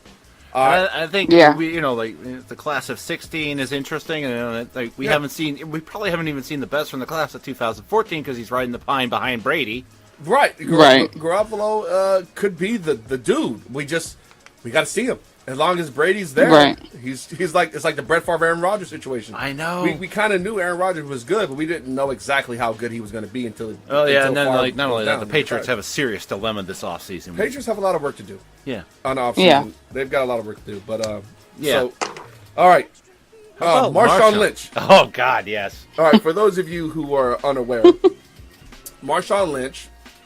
The Raiders played the Chiefs. There was a kerfuffle. Yeah. Right? There may have been a cheap shot on Carr by Lynch's cousin, Peterson. So Lynch puts on he's not on the field, puts on his helmet, runs out there, gets into it, snatches up a ref. Can't do that. Right? So he gets suspended. Now, he's suspended. He's chilling, he can't go to the practice facility, can't do none of that shit. So what does Lynch do? He goes to his old high school and he practices with his high school team. Dude, I wish I could give this. You fucks with this guy. Oh my God. He took no mercy on these kids. He fucking. Now, hold on. They were in shells, so he wasn't as brutal as he could have been. But he was putting kids in the dirt. He was stiff arming kids into the fucking shadow realm. It was. It was great. No mercy. No mercy. No mercy. Basically, and I get what Lynch is doing. If I'm here, I'm here to hang out with y'all. You know what I'm saying? I went to school here. This is where I became who I am. My career starts here. And it's a huge thing. Think about it. If you're a 16, 17, 18-year-old kid and you're playing football with Marshawn Beast Mode Lynch. What? How much does that change your fucking life for you? That's awesome. Yeah, I mean, I can't even imagine. Imagine being a young linebacker or a running back or somebody and just chopping it up with Marshawn Lynch on tips and pointers from one of the best running backs the league's seen. I mean, young Dork would have loved that. I would have loved to have just. I still want to hang out, drink beer, and eat Skittles with this guy. I know, right? He just seems like an interesting person. So, I mean, that's amazing. But what's disheartening is how certain folks in the media have portrayed this thing, right? Trying to spin it around. Right. So here we are. We're on the show. We're on Dirt Digglers Shitty Sports Show, right? And we're taking joy from the fact that he's going back and he's hanging out with these high school kids and how much that means to them.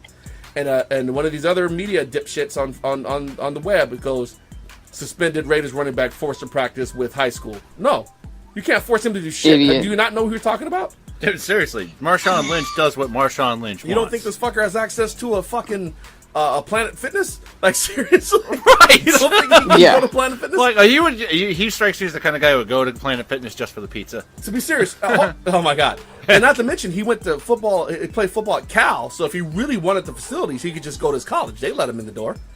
He's a Cal player. Yeah, I think they'd be fine with that. They'd be fine with that. So, like, don't flip it to make it sound like this guy is struggling, when in reality, it was just like he just went out to go hang out with some youngsters and help them do some. I think Marshawn sees life a totally different way than a lot of these guys who sit behind keyboards do. Yeah, he does. He just does.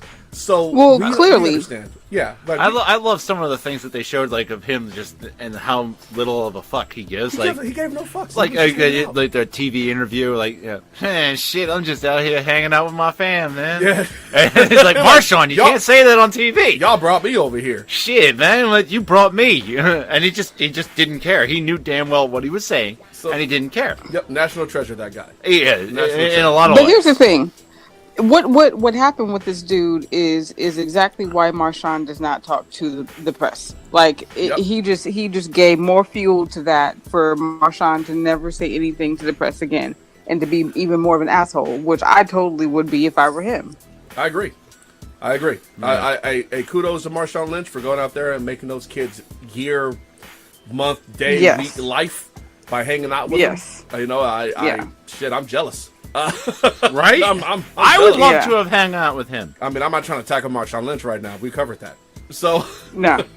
actually, no, I would, but I'd die. So all right. So let's get into our Week 7 recap, shall we? All right. Yeah, right. So the Bills beat the Bucks in Buffalo, 30-27. Yep. And so the Bills stayed within striking distance of the Patriots. They're not going away. AFC East is looking pretty interesting this year. Not so much of a runaway for the Pats. Yeah, I mean the Dolphins are right there too. Yeah, and I like that. That's good competitiveness. I like to see the Pats get a run for their money, like earn your division championship. Yeah, and whereas an unearned win happened in Chicago. Oh my God, the Panthers. Look, all right. So we talked about this because this made no sense. But the Panthers lost to the Bears. They got 2 75-yard defensive touchdowns. Right. So from the same players. So yeah, the same Eddie Jackson, I believe it was. Jackson. Yeah, from Alabama. He runs back to basically fumble/interceptions for a touchdown, right? And those are the only touchdowns that Chicago scored. The only touchdowns in the game. Right. Their offense only produced a field goal. And that was based off of a 75-yard pass to Tariq Cohen. Yeah. Tariq Cohen from so Chicago won a game, and the quarterback Trubisky only completed 4 passes. One of those was a 70-yarder, and one of those was a 70-yarder. So wow, we're talking about anemic. A really bad game. So here's what I think happened. This is the game that is succeeding the game that they played on Thursday night against the Eagles in Charlotte, and Cam got his ass handed to him while trying to make a play. No, seriously. Remember, this guy wasn't. He lost his mojo. This guy wasn't 100% going into that Thursday night game. He was. He hasn't been 100% for a long time. Right. So he's trying to make it happen, and he goes for the end zone for the pylon. He stretches out, and an Eagles safety and linebacker tag his ass on the sideline. Mm-hmm. They absolutely tagged him. Now, from that point forward, his performance degrades. I think Cam Newton's hurt. I think he's injured. And I think as a result, his performance is showing. Now, the team didn't help him at all. Not at all. Those 2 turnovers, his players should have made that play. Yeah.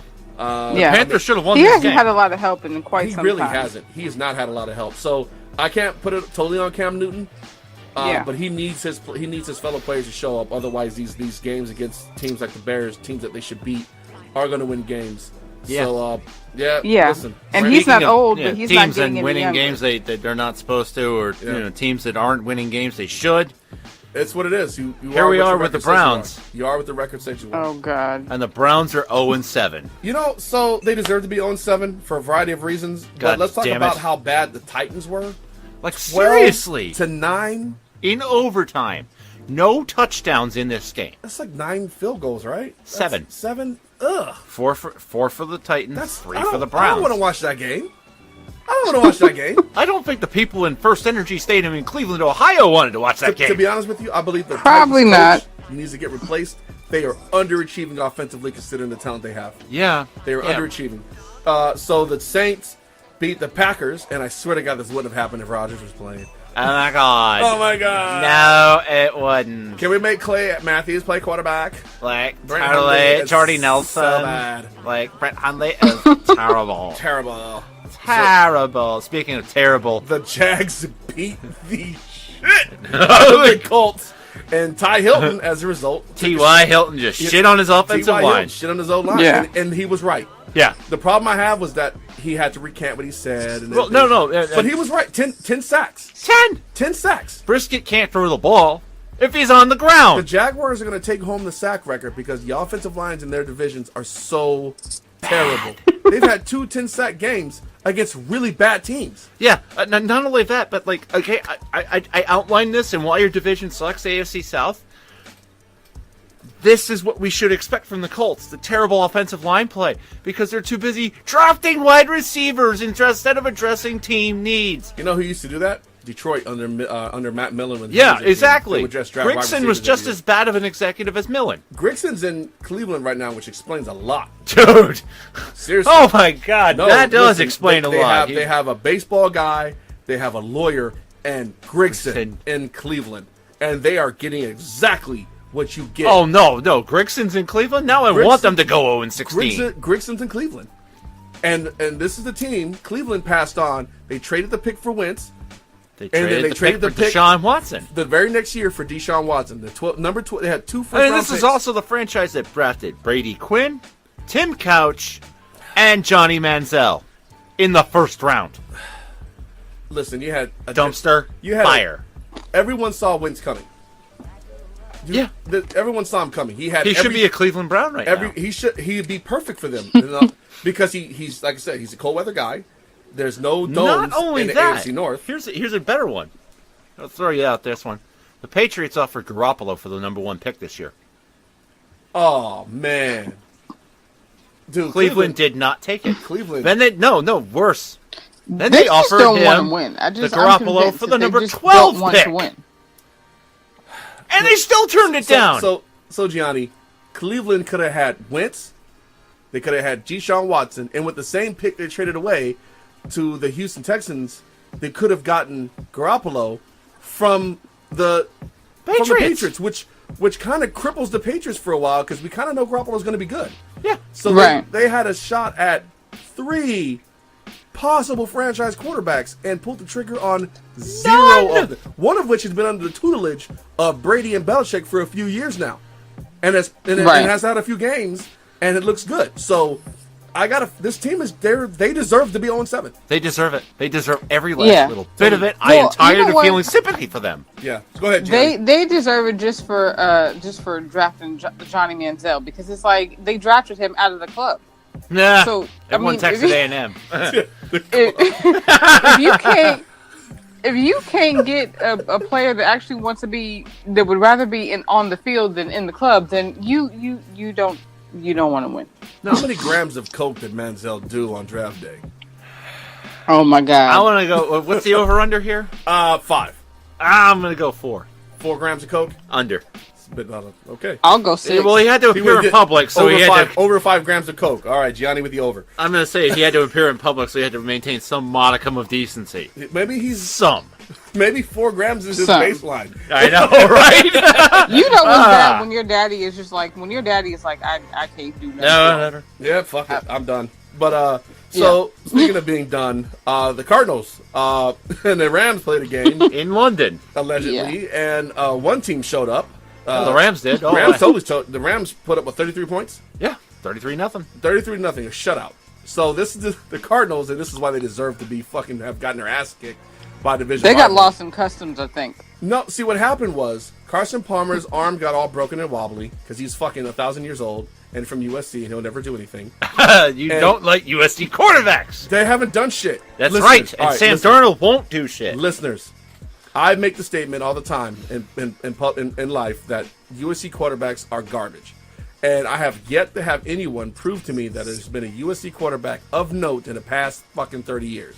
So if you can remember USC quarterback that has done something as a pro in the past 30 years, send it to me at dirtdiggler2823@gmail.com because I'm curious. Because I know they have, Polamalu and Clay Matthews and, several other players. But the quarterbacks, I'm not seeing it. So if I'm wrong, please let me know. So the Cardinals, here's why they deserve to get their ass kicked. After the game in which Carson Palmer's arm was broken,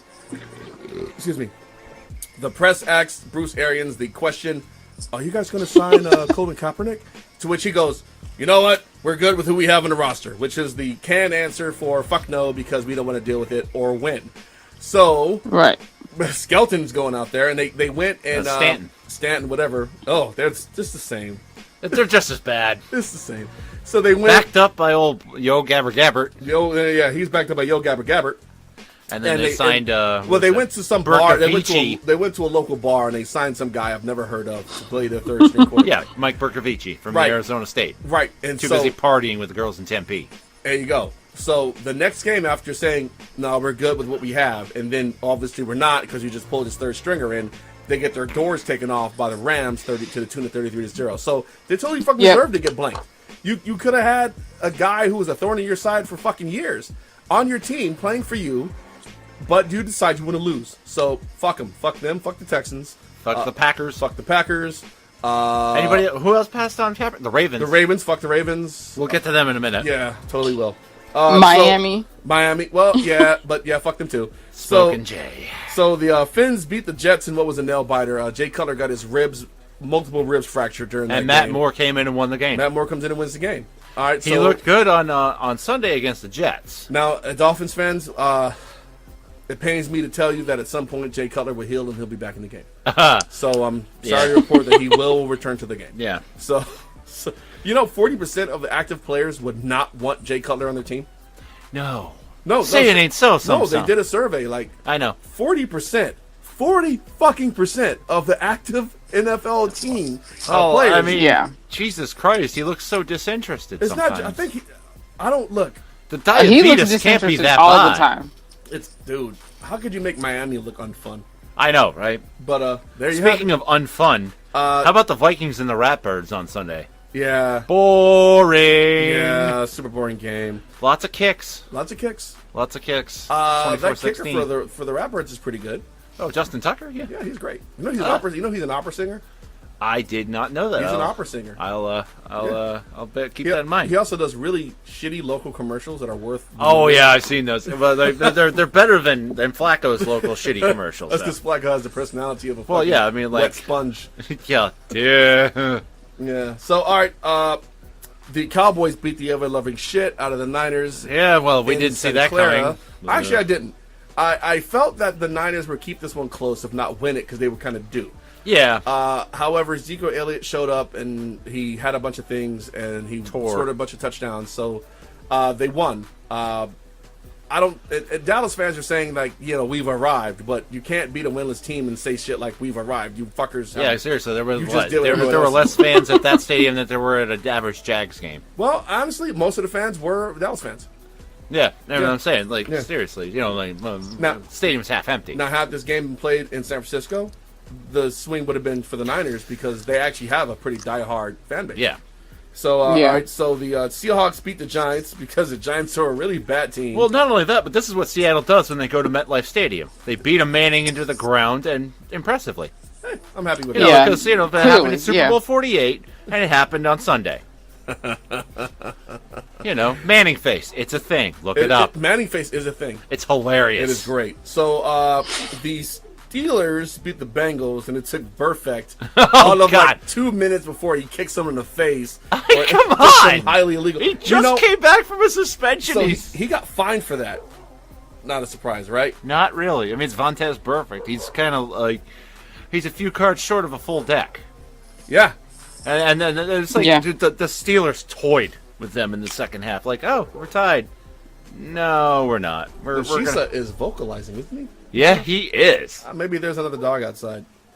I should have him on the show. I should get some headphones for him. I think you should. Yeah, but then he'd just sit there in front of the mic and just look at you like, no. He'd make me pet him. It'd be. It'd just be like, yeah, the little thing with his nose. Seriously, God damn it, Shisa. Either way, a running commentary on how bad these games were this week. Burfict has been fined. No shit, 10% of the money he's made in the NFL. He's been fined $2,200,000 in fines for this guy. Yeah, seriously. And not only that, he cost them a playoff game.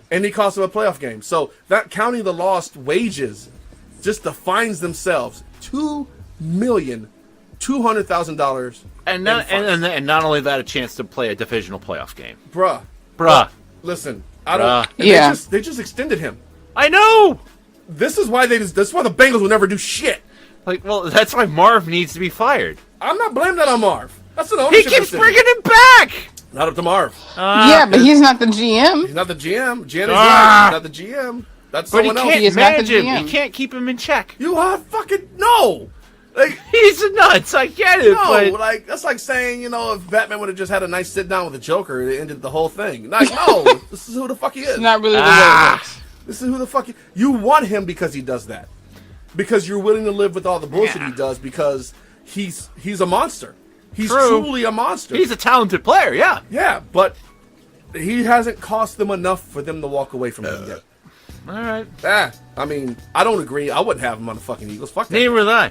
But either way, so the Broncos lost to the Chargers, who were on a bit the of Broncos a got shut out. The Broncos are bad. I didn't see them being this bad. I didn't either. I felt they would be offensively serviceable, semi-competent. and the defense with fly zone. But the offense is bad. Offense is very bad. The defense Trevor Siemian, I said it before. I said it in the Why Your Division Sucks. He does not impress me. He's not impressive. Not at all. Not impressive. Honestly, the defense looks uninterested. They're like, dude, seriously, offense, get your shit together. How do you play against the Giants and not have a sack if you're Von Miller? He's not. How did he not have 5? He's not interested. So the defense is not interested. I think he's reliving the Super Bowl year. He was on fire during the Super Bowl year. No, seriously, Von was an MVP of Super Bowl 50. He really was. Yeah, I think in his mind, he is like reliving like when the team was actually good. Well, so he's just like staring off into space, like kind of doing exactly. a little, like a ponder there, Yeah. But so the Chargers now have won 3 in a row after starting 0-4. What about that? It's like they're finally. If you really sit down and think about it, though, the Chargers could be 5-2 or 6-1 if their kicker couldn't be iced. Or if anybody in LA cared. Burn! Oh man! If anybody in LA gave a rat's ass about the fact that, oh wow, there's a team playing in the soccer stadium in Carson, maybe we should check that out, right? In Carson, like maybe we should check that out. Yeah. Nah, you know what? Parking's too much. I don't feel like driving. Yeah, like seriously, parking's more than the tickets. Like, and there's only 27,000. It's ridiculous. It's not big enough. So yeah, the fucking Patriots. The Super Bowl rematch, Patriots and Falcons. All right, so listen, I don't trust the Falcons to do shit, but listen, I watched that game. Yeah, and so did I. I want to say that there was a fog. Yeah. I don't believe the fog to have been natural. Oh, all right. Hold on. Hear me out here. Tinfoil hats on. I believe that fog was a repercussion of Belichick dabbling in the black arts. We all know. Hold on. We all know he sacrificed his kittens and puppies before games to ensure wins. No. The football you are guys. dead wrong, sir. Bill Belichick legally bought a Weather Dominator from Cobra Commander after Cobra dissolved in the 90s. He has the receipts. I wonder if Skip Bayless screams Dak Prescott's name during sex or his own. When Kirk Cousins plays on Monday Night Football, I wonder if he really likes that, considering he's 0-6 on Mondays. I wonder if the Celtics are going to soak Gordon Hayward's ankle in holy water and attempt to pray to spray it away. I wonder if Kaepernick will punch someone in the face during the owners' meeting. I wonder if Bob McNair makes his players call him Warden. Character and his credibility, and I don't like it. I don't like what you're doing. I'm sorry. All I hear. I'm sorry. Did you wander off into Ponderland? I wasn't paying attention. Yeah. After you said Cobra Commander, I thought a flashback of the '80s, and I was like, I like G.I. Joe. And yeah, then, I'm sure you one did. thing led to another, and then I was totally somewhere else. And I'm sorry. I missed what you said. Either way, I believe y'all cheated, and that's all that matters. Oh no, they didn't. It was legal, and they were a stolen interception by Julio Jones away from a shutout. They were. The Falcons looked really bad. Yeah, Sarkisian, Sarkisian running this offense. He looks bad. out of his depth. So everyone is now saying that the Patriots have arrived, and I don't believe that the Patriots. I'll believe it if they beat the Chargers this Sunday, especially without Dante Hightower. Yes, I will agree. Right now, the Falcons are a bad team playing bad football. They're finding ways to lose games. Their offense is nothing like what it was prior. No. They actually missed Shanahan. Badly. Julio Jones to be like the best receiver on the planet is simply underwhelming in this new offense. So I mean, Sark is out of his element. I can't say that the Patriots defense is nasty again because the Falcons have been bad. The Falcons have lost to every AFC East team they've played so far. And they've got another one coming up this Sunday. Right, and I'm calling that shit a fucking loss. All right, so moving on to the Eagles. The Eagles complete the sweep against the football persons of the District of Columbia. Right? All right, I watched the game. You watched the game. Carson Wentz went out there with his top hat and a cape. He's a fucking magician. He threw like 1,000 touchdowns, and the sun exploded, shit and joy, and rained down glorious neutrons of awesomeness upon the field. He's seriously hyperbole much. He seriously owned that team though. He seriously owned that. He seriously owned that team. This is the first time that the Eagles have swept the Shit almost got me. You almost got it. This is the first time that the Eagles have swept Washington in quite some time. In fact, Washington's owned that matchup for several years. But, man, let me tell you, Carson Wentz, MVP candidate right now, playing great football, making Skip Bayless angry. He's just insane. And what he's doing, he's like covered. He covers himself with a light coating of olive oil. Does Jerry Jones make its players call him Massa? Did the Yankees fire their manager just so they could show up the Red Sox again? I wonder how long it is until Lonzo Ball goes full Marinovich and develops a coke habit. Maybe he'll party with that Dolphins offensive line coach. I wonder if the Golden Knights installed in-seat slot machines in their new arena. I wonder if I can call Dante Hightower's injury ripped tits. And that's why he's awesome. Wow. Hey, what are you doing there, buddy? Yeah. Were you talking about your Eagle team there? You fucking zoned out too, huh? Oh yeah, I might have. I don't know. How dare you? These were the best words. All I could think about was Super Bowl 39, how great it was. You know what, man? That's totally low. I know. That's fucking totally uncalled for. Ouch. Maybe we can replicate Super Bowl 52. I'm fucking sad now, man. Did I hurt you metaphysically? He ignored me, and then he brought up some old shit. Like, oh my god. Yeah. So, so moving on to the Thursday game. Holy cow! The Ravens and the Dolphins. And aside from being a blowout, it was absolutely a dirty ass game. It was seriously. a point to where they need to toss Ndamukong Suh. They need to toss Sue. They need to toss Kiko Alonso.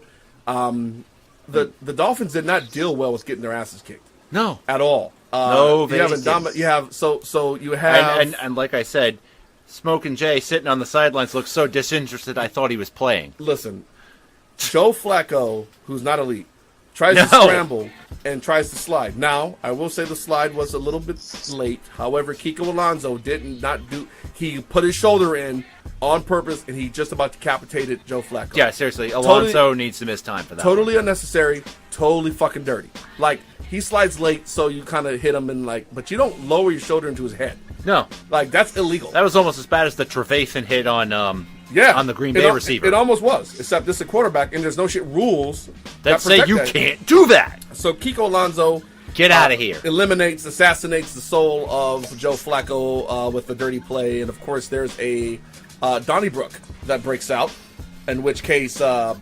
was some shoving and pushing. Jeremy Maclin ends up getting in Alonso's face, and I'm like, I don't know how that's going to work out for you. Oh yeah, dude, that was a Donnybrook. But what happens is that the backup quarterback comes in. Now, the ass whooping doesn't stop there. No. They continue to whoop the shit out of the Dolphins, who really have it coming at this point. And Ndamukong Suh just about chokeslams Ryan Mallett, which is like... And then another Dolphins player poked the guy in his eye during that melee. So it's like... Adam Gase has so much work to do. He has a lot of problems. But it's like they ran down the reasons that, like, Miami is the most dysfunctional head coaching job in the NFL. Like, Philbin lost the team before Gase got there. Philbin had to deal with It's ownership. Ownership is bad. Philbin had to deal with Ndamukong Suh. He had to deal with Richie Incognito. He lost that locker room, right? He had Ryan Tannehill being a total piece of shit. He had to deal with all Enjoy your practice squad paycheck! Yeah, he had to deal with all those things. So you bring in Gase, and you expect Gase to make some changes, but the players are still there. And nothing's going to change Ndamukong Suh. Nothing. There's no fine big enough. There's no suspension banning long him enough. from the league is the only thing. But do you ban him? Yes. Because it was a point early in his career where I was like, this guy is just playing football the kind of the way it was meant to be played about 20 years ago. But then He's in the wrong era. But then you start seeing shit like at no point in football history was chokeslamming a quarterback something you or did. The roll kick into Matt Schaub's nuts. Yeah. Or I mean, there's just things that were never really acceptable because another player will retaliate and try to cripple you. Yeah. So I'd say like he was the dirtiest player in the league if it wasn't for Vontaze Burfict like owning that title. It's like they're neck and neck. They're just like, can you top this? Well, when it comes to fines, yeah. Like no. Not in fines, in dirtiness. Burfict was the one twisting ankles, right? Yeah. Yeah. I'm saying they're trying to outdo each other. What I would say is this: as far as regular filth, perfect. But that spirit of the moment, we're getting our ass kicked and I'm angry, filth. Oh, dude, Sue goes above and beyond. Yeah, but I'm saying in terms of fines overall, James Harrison. Come on. How'd you forget old Venom? I'm going to give Harrison a break. Those weren't all earned, though. One, Goodell has a hard-on for Harrison. Mm-hmm. Two, Harrison was playing during the transition to what we have now. Yeah, exactly. When they started to actually put into place and enforce the rules, he had to change how he played, and during that change, he got fined a bit. Now, Perfect falls in; those rules are in place and they're established. Yeah, exactly. He's got no fucking excuse. Like we haven't seen Harrison get fined in years. Yeah, right. He's actually been a model citizen. He's been great, but But the symbiote's doing the most of the thinking. That's what it is. Yeah, that's what it is. That's what it is. So the Dolphins. I wish nothing but the worst for them after that bullshit they did. Like, they're going to get swept by the Pats. I'm not a Flacco fan, but no quarterback deserves to have that shit happen to him, no matter who you root for. It's a dirty play. Yeah, it's a dirty play. You deserve the chance to make your livelihood. And Alonzo should know better. Yeah, Alonzo should know better. So moving on to this week's uneducated predictions. So we're gonna blow through these. We're gonna blow true teas right here. Yeah. So Vikings versus Browns, because someone has to play the Browns every fucking week. I have the Vikes winning that one 24-3. How do you feel about that one, Dork? I have a few more points. It's 31-10, but basically we both agree the Vikings will be 0-8 before lunch tomorrow. The Browns will be 0-8 before lunch. The Browns, yeah. And I'm totally cool with that. Gianni, are you in agreement? Yeah, I mean they earned it. Karma demands it. Yes. The Raiders versus Bills. I don't know if the Raiders are good. I don't know if the Bills are good. So I'm going with the home team. Bills 20, Raiders 14.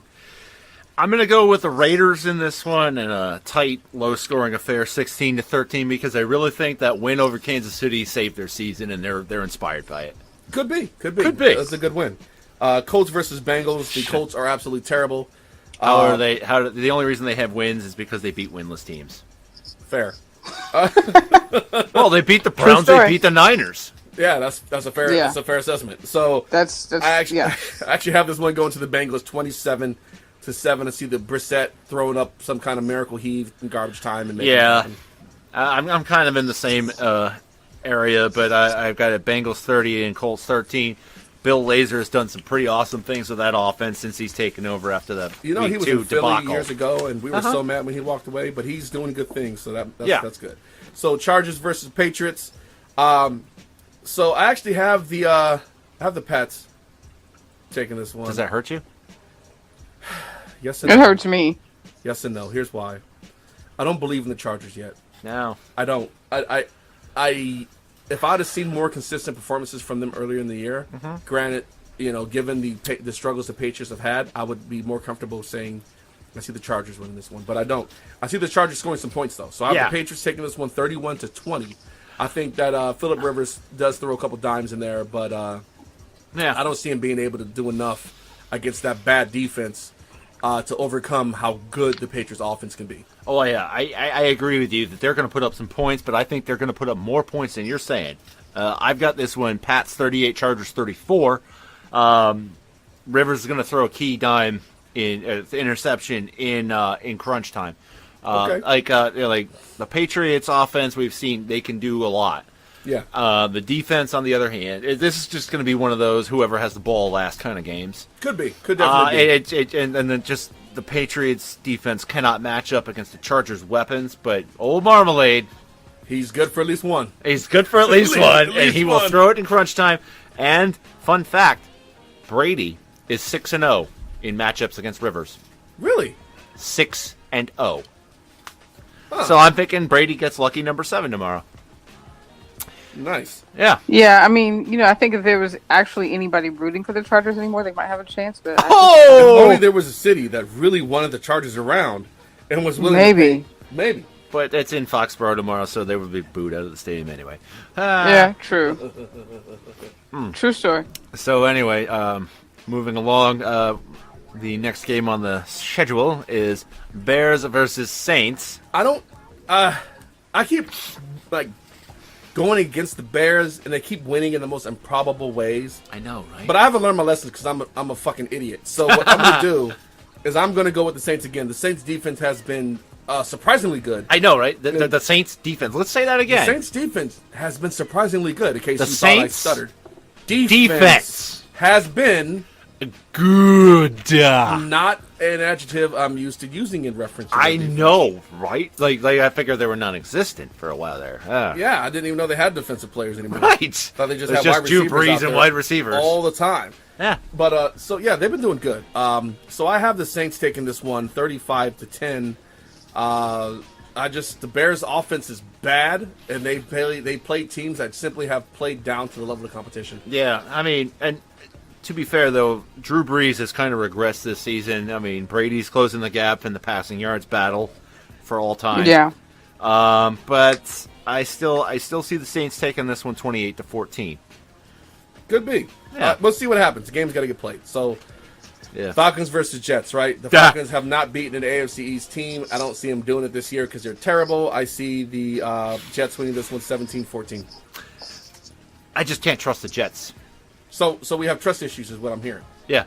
Like the Jets, like we expect them to beat the Falcons here, but I can't do it. Can't do it. So Gianni, where are you at with this one? It's I'm going to take the Jets losing. Sorry. Yeah, no, go ahead. Yeah, so I've got the Falcons winning this one 21-17. Gianni, go ahead. Yeah, I think they might maybe pull it out. I don't know. I mean, which I one think are it's they? just like the the Falcons. I apologize. The Falcons. I think that they're still sort of in a hangover from losing the Super Bowl. and not only that, know. what we alluded to earlier with Sarkisian being out of his depth. Yeah, their OC is just not set for the NFL. And it's worrisome because this is the kind of funk that led him into the troubles he had at USC, which is, I don't want to see somebody go through that. Yeah, so I don't. I hope they come out of it. So in my game, I don't know. Your game of the week. So all right, look, Niners and Philly. Oh come on, you got a cupcake. No, this is This is a trap game. So the Niners are a trap queen. They could be. The Niners have been in. This isn't the Browns we're talking about. This is the Niners. Yeah, they've actually been in most of the games in position. 6 out of their 7 losses, they've been in right to the end. Right. So they're going into Philly. There's a 100% chance of rain. 100. Yeah, we verified that prior to the show. 100% chance of rain. It's going to rain tomorrow. All 100. It's going to rain tomorrow in Philly, right? So that could have a profound effect on the skill position players, one way or the other. Now, it could lead to a bunch of defenders slipping and falling down, and an offense running the points up for either team. Yeah. So, right. However, I believe that the Eagles are in the proper mindset, having champion like LeGarrette Blount and some of the other Malcolm Jenkins on that team help stabilize the roster as they have their success of keeping their heads on. Yeah. Blount's been through the march to the ring. He knows he's been in New England. He knows the culture. He's got a great culture there in Philly that he's enhancing. So he's helping keep. These are the kinds of games that LeGarrette Blount excels in. Right. So expect a heavy dose of the running backs. Yeah. In Philly. So even then, I see the running backs breaking some long runs. I see this one going 35-7 with a Niners touchdown coming in garbage time. I'm going to go a little bit more conservative on that. I'm going to say Eagles 21, Niners 3. But, yeah, we both agree. Niners 0-8. 0-8 this week. Gianni, where you at on this one? The 49ers are still the 49ers. Okay. They're losers right now. They're fucking losers right now. Boom! They're fucking losers. Look, they're losers, and they know it, and they just can't get over it, and it's like we had a huge electoral college victory, and they need to accept it. Wow. Right. Not even all right. So the Panthers versus the Bucks. So which bad NFC South team wins this one? So all right, the Bucks have kicking issues. Yeah, is there something in the water bottles for the Bucks kickers? You know what? They haven't had a good kicker in a long time. Actually, trying to think about it, like they seriously since Grammatica broke his leg. Yeah, they really haven't had a good kicker. So seriously, I actually have this coming down to a field goal. Is Volk still the kicker? No, he's not. I have the Panthers winning this one 17-14. I have it coming down to a missed field goal or 2 or 3 by the Bucks. I think the Bucks could win this game, but they simply won't. Yeah. So I'm going to go a little bit more next level on this, and that the Panthers are going to win this by the score of 17-16. on a Patrick Murray shank. Fair. All right, so because they iced him. Gianni, how you feeling?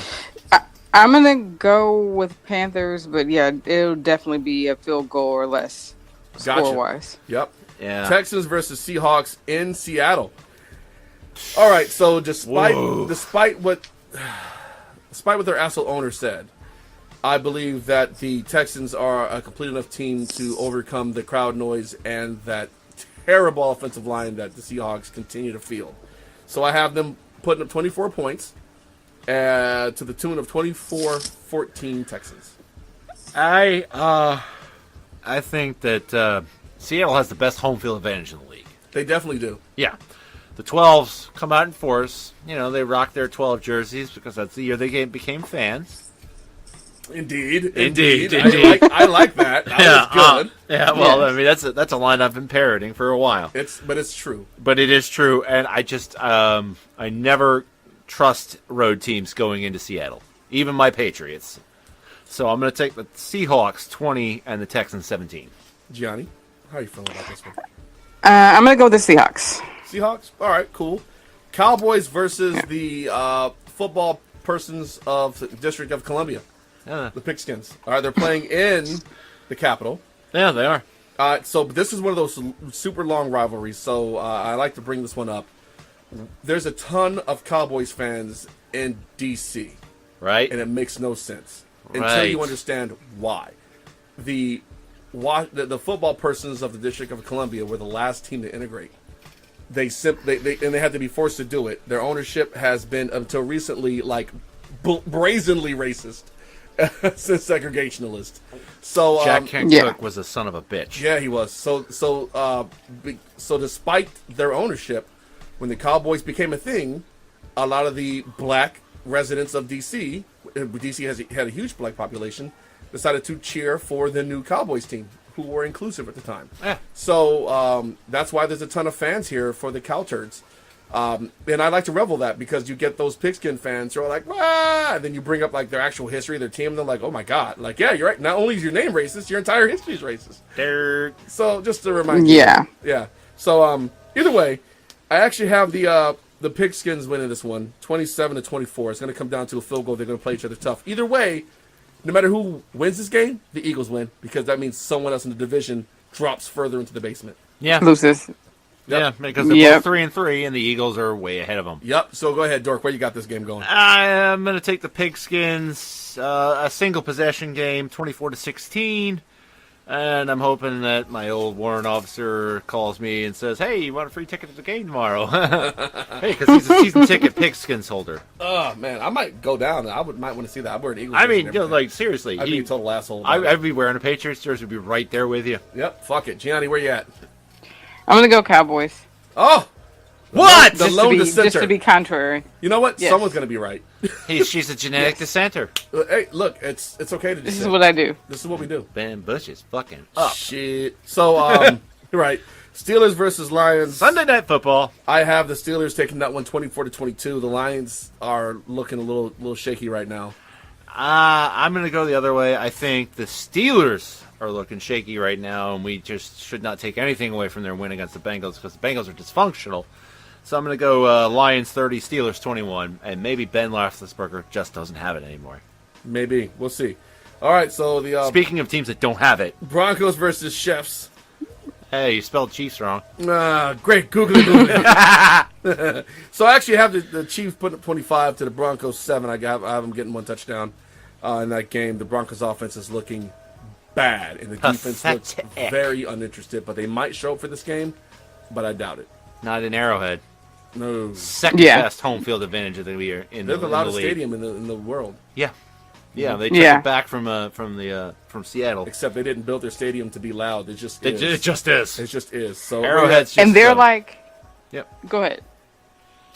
No, I've got the Chiefs winning this one 16-7. Gianni?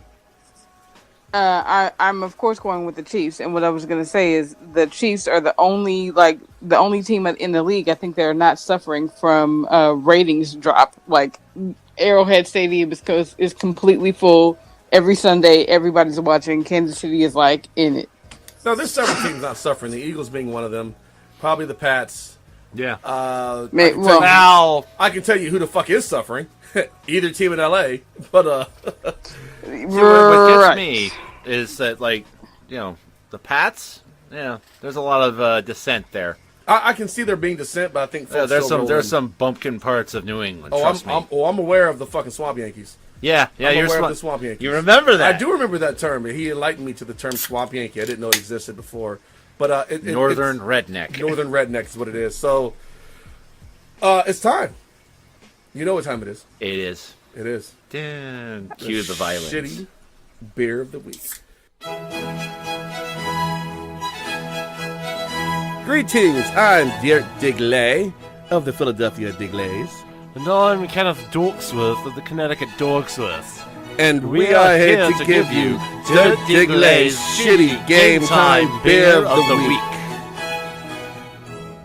Alright, so we've been putting this one off. As you just crack another open. No, this is the one we have to drink. It's 8% alcohol by volume. I don't want to do this. I don't either, but we need to do it. Ice House Edge. It's been in my house since I went to make the trip to North Carolina. I brought back a bunch of shitty beers. You were all ambitious about that. I was until I had the first Ice House, and I was like, I don't want to do this anymore. Right? So, we have the Ice House. We have the Ice House Edge, which I hadn't seen before. I went down there. It's got 8% alcohol. This is basically a malt liquor. It says lager. I'm calling bullshit. This is a fucking malt liquor. It says this is going to be another pour out. Could possibly be. All right, so let's give it a fair shake. It could be good. On 3. All right. One, two, three. Hold on. Oh God. Burnt. God. Hold on. Ugh. No, I can't do it. I can't. No, don't put it on the floor. I don't want that shit spilled on my fucking floor, man. Fuck that. All right. Yeah. All right. All right. So. It sucks. Don't drink it. Let me think here how to describe this here. Yeah, I think I just did. It had notes of like burnt caramel, which is not good. It wasn't as... It didn't have that typical Budweiser taste that the last Ice House did. So it's got a different flavor profile, but it's pretty shitty either way. And even for a shitty sports show. Like, seriously. All right, so if you absolutely are trying to get wrecked and you don't give a fuck how you do it, go for it. Like, yeah, do this. Like, if your team's losing big and you just need to get drunk to forget it, and go you need for to wipe away the memories, this is how you do it. You need to do a control. This is how you make the bad man stop. That's how you make the bad man stop. So, but is it a game time beer? No, it's not for me. Not for me. you. Not for me. Not for the dork. I don't recommend it unless you are a big fan of Anheuser-Busch products to begin with, in which case you're good. Or if you're a functional alcoholic and you just need alcohol to survive. Need something. Sadist. Yeah. Yeah. So it's not delicious. There's nothing really redeemable about it. I don't like it. It's got a super high alcohol content, so you can't just pound away at them. 2 cans of these. 2 of these. We had fucking tall cans too, man. 24 ounces. 2 of these will put you on your face. Like, bruh. Excuse me. And then lock up. Bruh. All bad. All bad. Oh my God. Oh, my body's rejecting it. We need a minute for the shitty hot takes here. Oh God. You know what? Whew. We're strong. We're strong. We are strong. We're fucking strong. All right. Soju made us that way. Soju. Soju. I've had worse, literally. I've drank soju. That shit is the devil. It is the devil. It brought out the devil in me once. There are some stories, and I will never speak of them, but there are stories. Thank you. Yeah, there are stories. So, yeah, man, you know, it's time for the other thing we do. Yeah, let's All right, do it. So let's get into this week's super shitty hot take of the week. Holy super shitty indefensible hot takes, Diggler! What are we gonna do now? Gianni, Dork, to the take mobile. Okay, hold on. I guess I just gotta get this started. Hold on. It takes a minute. It's kind of old. All right. Really? All right. I think. All right. I think we're good. I think we're good to go. All right. Oh. So I'm leading off. I'm gonna lead off with something that's fucking improbable. Jerry Jones and Bob McNair joined forces to make a country album to unify the league during these troubled times. I'm calling it. Yeah. I'm calling it. You know what the name of the album's going to be? What? Stand By Me. What's it? Well, hold on. On the back of the album, the title continues. It'll be Stand By Me, Darky. I thought for the anthem. I thought you were going to say now, who for the produces anthem. the track? Who produces the track though? Oh no, this is all Jerry, man. Oh. This is all Jerry and Bob. They might get a couple features by Kanye though. Oh, I thought they were going to get Quincy Jones. No, Q won't touch this, but Kanye might. Yeah, because Kanye's a Kanye horror. Of course, you're going to have your Ted Nugent with an with an intro from Rush Limbaugh, and of course Hank, the former Monday Night Football asshole. They're all he's back. Featured. Yeah. Hey, what's his name? Hank Williams Jr. Hank Williams Jr. to be on there. Yeah. You know your American favorites. They'll all be on there to bring everyone together. So that's my shitty hot take for the week. Dork, what you got? Rob Manfred. He's got to be loving what this year's World Series is doing. It's pretty good. It's been pretty good. And based on that, maybe it'll go 7, and maybe 7 isn't enough. So he's going to make moves to extend the series to a best of 9. I actually would like to see that. I know, right? Yeah, 5 one round, 7 the next. Now you got to win a best of 9. Can you imagine the carnage, though? Well, the World Series was originally a best of 9 format. Was it originally best of 9? Yeah. Oh, cool. But in 1903, they said this is too fucking much. Did you say 1903? 1903. That's a good rule change for way back yonder. Yeah. Yeah. I like that. I like a best of 7, too, but Manfred sees dollar signs. Hey, look, there's money to be made. I'm with Manfred on that one. Gianni, ma'am, your take. I think that Marshawn just goes ahead and hangs him up, and I think that he retires and starts coaching his high school team. You talking about he seems to be having fun out there. Are you talking about after the season or during the season? No, I'm saying he's done. I'm saying that right they now suspended him.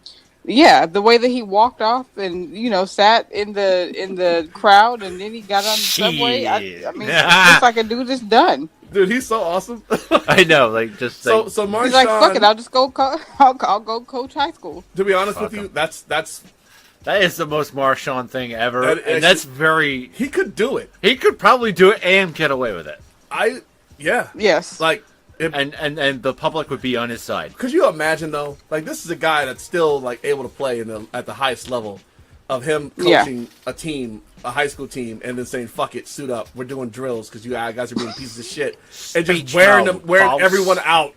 Everybody was I'm about to run y'all over. He seemed to be having a lot of fun out there, so I would not put it past him. He fucking was killing. I mean, it wasn't like what he was doing to the pros, but he was definitely not taking it easy on those kids, and I respect that. No, I mean, you got to just give it to him harsh because seriously, they're gonna don't coddle him. How fearless do you become when you survive an encounter with Marshawn Lynch as a teenager?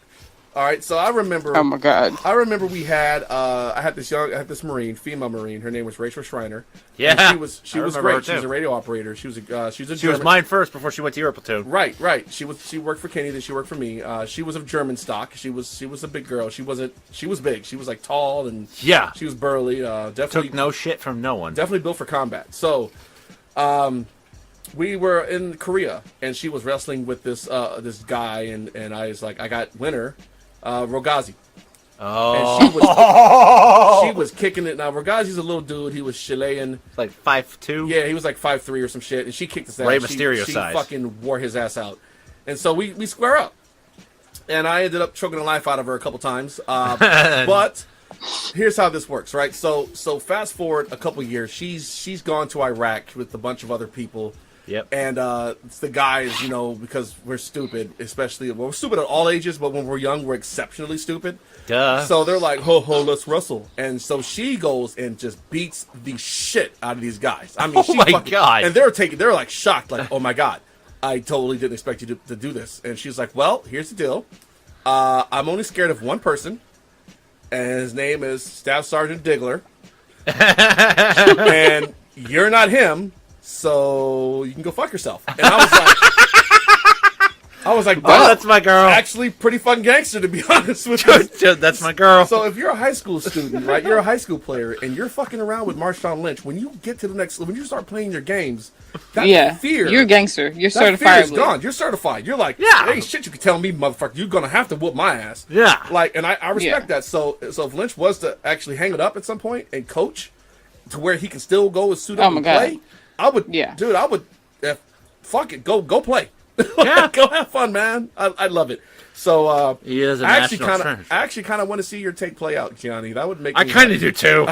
I kind of want to see it play out. I mean, that's I one of think it those would where be you just fun. want to see it work. It would be. So, Gianni, before we close, you got any information on Indie Femme you want to share? Yeah, we're continuing to move forward. We're just working on some promotion and working on getting our work out there. So, yeah, support us. Check us out on our page. We're always updating, and yeah, we're moving forward. Awesome. You got any information on that that awesome raffle you were talking about?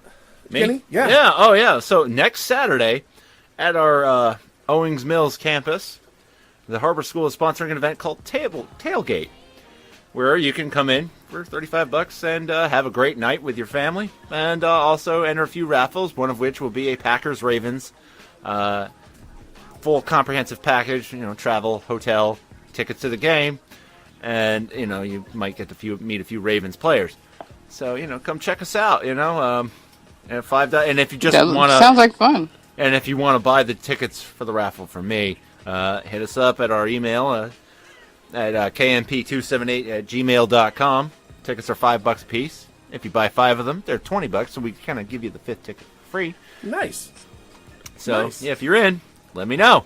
All right. So, I don't have any cool promotional things going on. Oh, wait. Yes, I do, actually. Fuzzy. All I have is this. Hey, look, we're looking for advertisers. Yeah. I'm not going to lie. Look, if you want us to hawk your product, we'll hawk your product. Dude, if you want us to hawk sauerkraut, I'll eat it. I've never had sauerkraut before, but I'm willing to try it if you're going to pay me. I'm Sounds all about that disgusting. shit. Today, man. Ice House Edge. Ice House Edge. Drink it when you've got nothing left.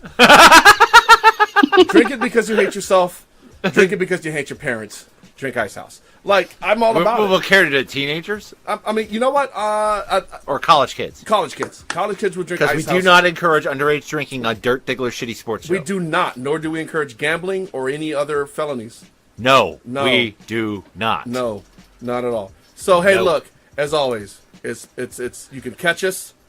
You can catch us on the YouTube, the Facebook, the Twitter, SoundCloud, Mixcloud, all the formats. We would love it if you guys could share the show out, give us a listen, give us a like, share us out, follow, subscribe. Interact with us. Subscribe, send us emails, interact. We love it, right? And you're like, but Dirty, what's your email address? All right, well, if you haven't been paying attention, it's dirtdiggler2823@gmail.com. Hold on, one more time.